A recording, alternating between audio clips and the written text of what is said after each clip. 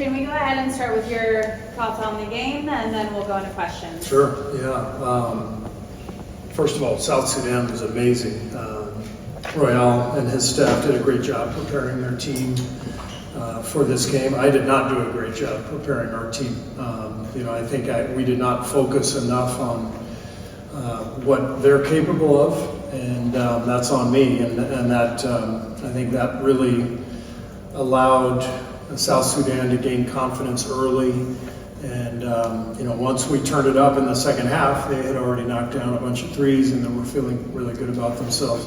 They were great. They played a wonderful game, and the ending was good for us, just to feel that, to feel what it's going to be like in Paris and Lille. So good experience for us. Good reminder that.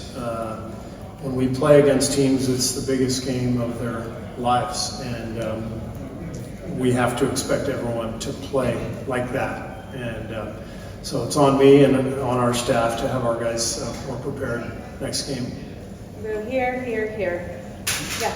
Hi, Coach. One of the most sort of common narratives or sort of opinions about sort of Team USA from an international basis is that there's little respect for international basketball, even African basketball for the most part. You just said that you didn't prepare the team well.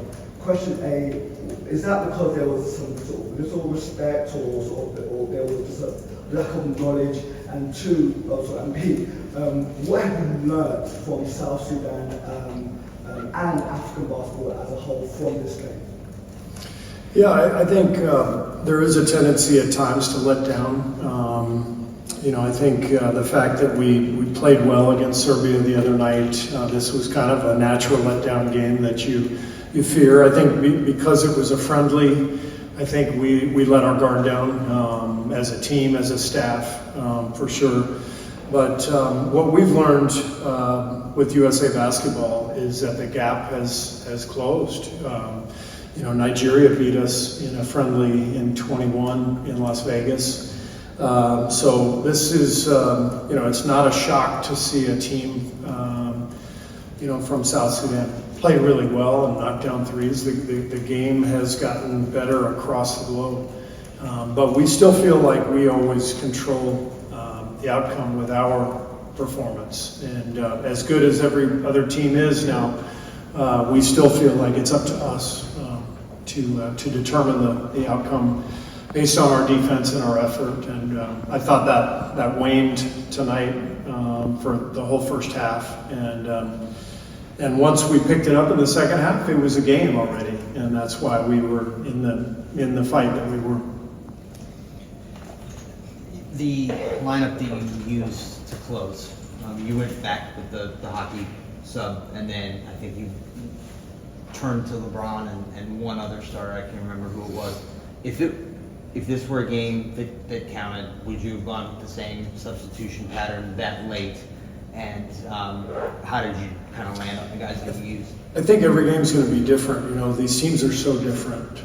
This team was quicker than the teams we've played so far, and we had a really hard time guarding the ball in the first half. And because of that, they were getting open for threes. And one thing we know well with USA Basketball, if teams are going to make 14 threes on us, then they've got a real shot. And so I can't sit here and tell you what the closing lineup is, because it really depends on our opponent and what we need. I can tell you that what we did tonight was what we had to do to win the game. I mean, including starting the second group in the third quarter. We did that on purpose because it's been our best defensive lineup. And I went with Derek White to increase the defensive ball pressure. And I thought that group really set a good tone. The lesson for us, I think, is, we've got 7 games left after this. So who the hell knows what our rotation is going to look like. It's probably different every game, but we have a pretty good feel for what guys can do. when we need a really good defensive stretch. What the game calls for, we've got options, and we like what we have. Davide? Hi, Coach. What do you think was your biggest mistake as a team? I think it was on me just not having the guys prepared. Long flight from Abu Dhabi, big win over Serbia. We came in a little too happy, and I didn't help that. I didn't get them on edge. Right back here in the red. Steve, you followed Blue all day in the sort of South Sudan story, I assume, and could you just speak to the sort of achievement of putting together a team that competitive from nothing in 4 years, and also when you get to the Olympics, what that sort of human interest story and that sort of, the feel-good factor, Oh my gosh, I mean, what that adds to an Olympic Games? Yeah, you think about what that team has had to overcome to qualify for the Olympics, the violence, the strife in their country, all the obstacles. It's amazing what Lual and their federation have done to put this team together. They're very talented. They shoot the ball beautifully. And, Carla Jones caused a lot of problems for us, triple-double, and obviously was breaking down our defense, which allowed them to make and have so many open threes. So just an incredible story. I'm really happy for them, for Lual, for Royale. They're wonderful guys, and they've put together a really good team in the face of unimaginable adversity. Go back here in the green. You faced each other, you faced South Sudan again in 9 days in Paris. You also think it was kind of like a blessing in disguise that they had such a close game, because now the moment of surprise is kind of gone there, and you can adapt leading into the game. Yeah. So do you think it could be beneficial for you guys? 100%. It's a blessing to face this, to feel this kind of game. Our first 3 games, we've handled the games pretty well. We had a late bad stretch against Australia, but this was the first game where we really felt like it was in doubt. Obviously, down 1 with 20 seconds left before LeBron made that great play. So it's good for us to feel it now. We know we're going to feel it again. We're going to be challenged, and I thought the team responded really well tonight.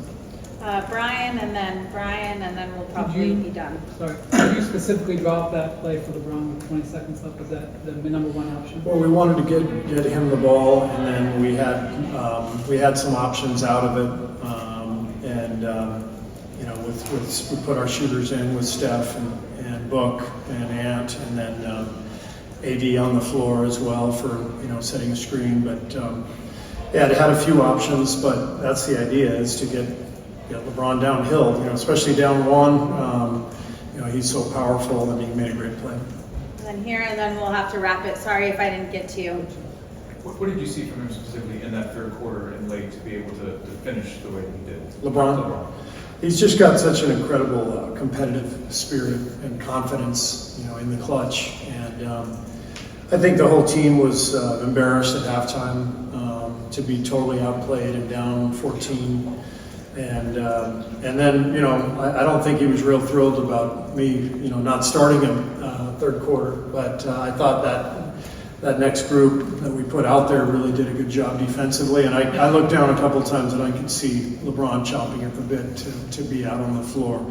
As soon as he got out there, he went to work. So he was brilliant. Okay, thanks, Coach. Thank you.